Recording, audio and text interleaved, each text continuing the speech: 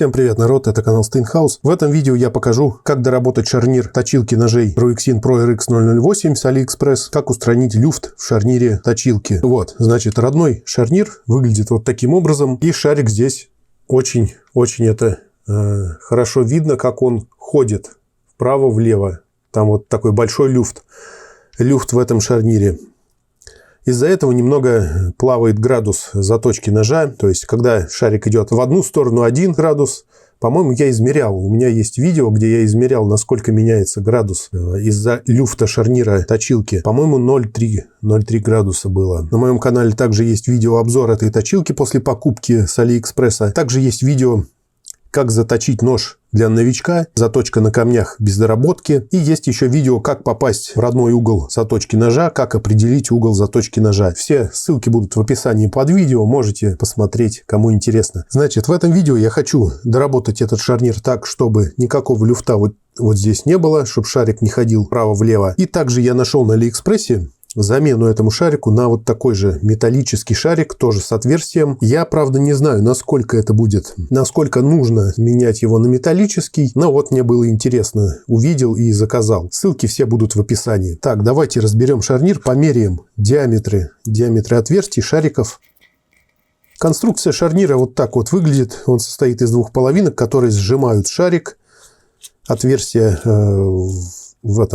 в этих двух половинках, оно меньше шарика, и поэтому он там между ними зажимается и держится. Так, вот так выглядит держатель шарика, сам этот шарнир. И вот они, два шарика. Один такой пластиковый, или не знаю, что это за материал, и другой металлический. Давайте попробуем, померяем, каких они диаметров, одинаковые ли они.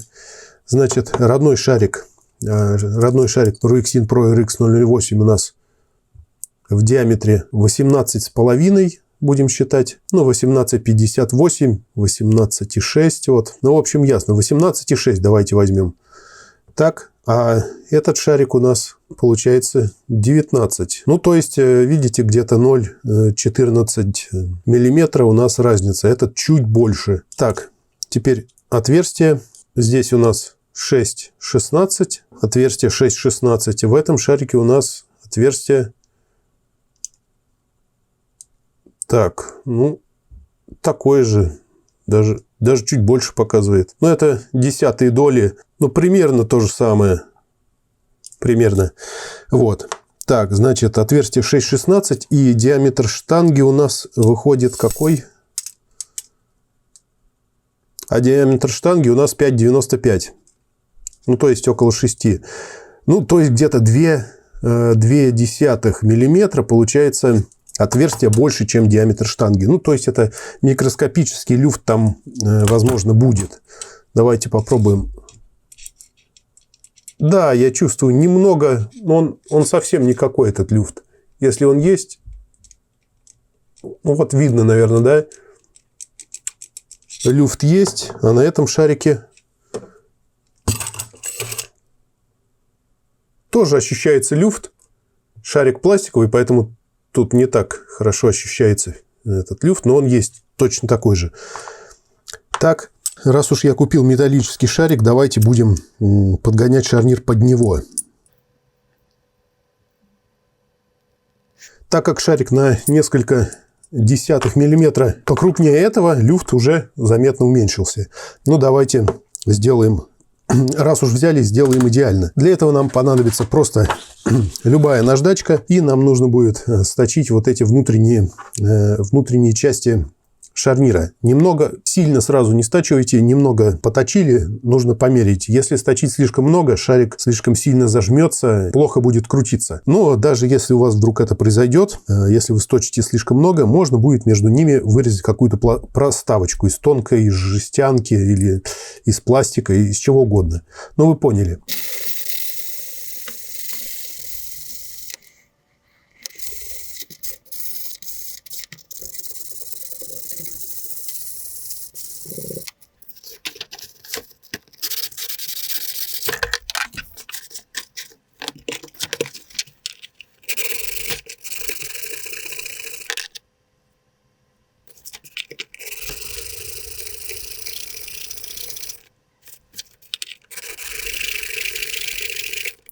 Так, ну что ж, проверяем наш шарнир.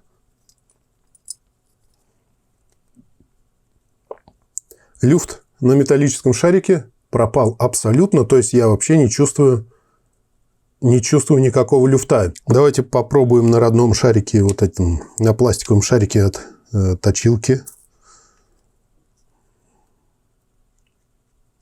Так, ну этот шарик ходит. Здесь нужно стачивать еще больше, еще намного больше, чтобы люфт его пропал, потому что этот шарик немного, на какие-то доли миллиметра, по диаметру меньше металлического. То есть, кто хочет, может не покупать металлический шарик, а стачивать эти внутренности, внутренние края еще дальше, пока они не будут зажимать этот шарик плотно, пока он не перестанет там люфтить. Я же, наверное, стачивать так сильно не буду, оставлю, раз уж я его купил, он у меня есть, я оставлю металлический шарик, он уже не люфтит совсем. Попробую с ним. Так, давайте. Сейчас я промою этот шарнир от металлической стружки, от абразива с этой наждачки, чтобы ничего нам не мешало свободному ходу шарнира, и попробуем заточить нож. Хочу сравнить. Очень мне интересно, как будет ходить штанга в этом шарике, как сам будет шарик ходить в этом шарнире. Все-таки пара трения меняется. Пластик-металл это было, а теперь у нас будет металл-металл. Ну вот, посмотрим. Так, ну что, шарнир собран. Я его установил на точилку.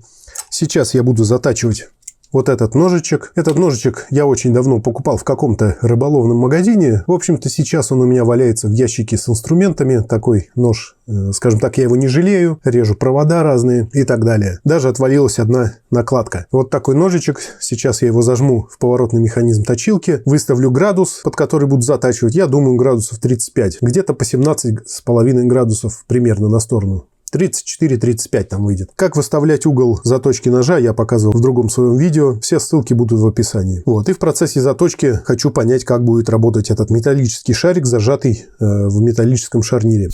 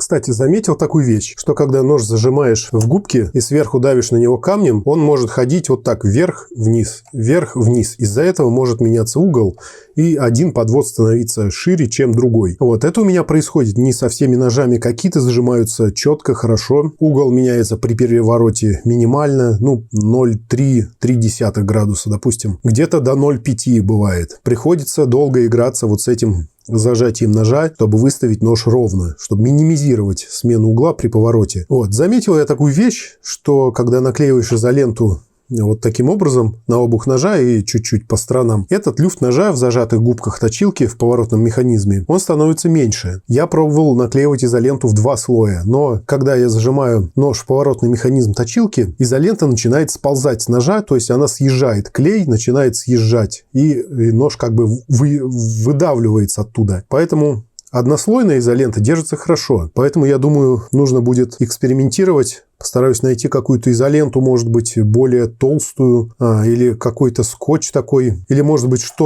какой-то тоненький кусочек резины приклеить к губкам.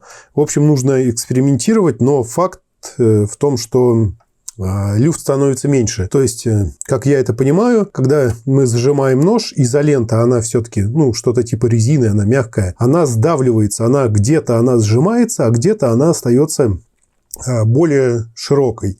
И это минимизирует люфт. Она как бы обволакивает нож и не дает ему туда-сюда вот так ходить.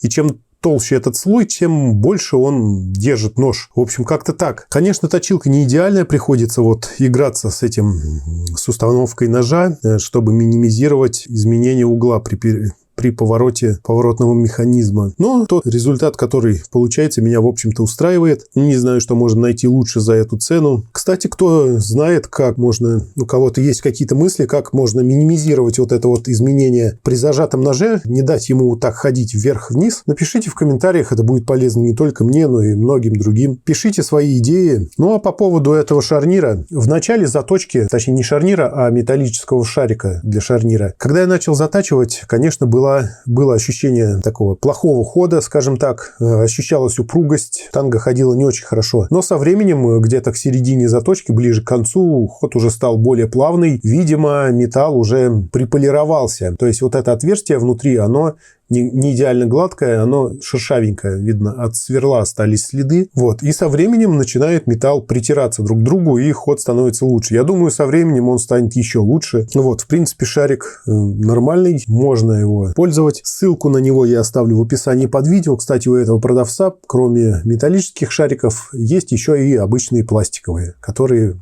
вот, как родные. Так, ну давайте посмотрим ножичек. Попробуем порезать бумажку. Так, немножко по коже проведем. Какой-то заусенец, если там микроскопический, невидимый остался, это его убирает. И режущая кромка начинает еще лучше блестеть.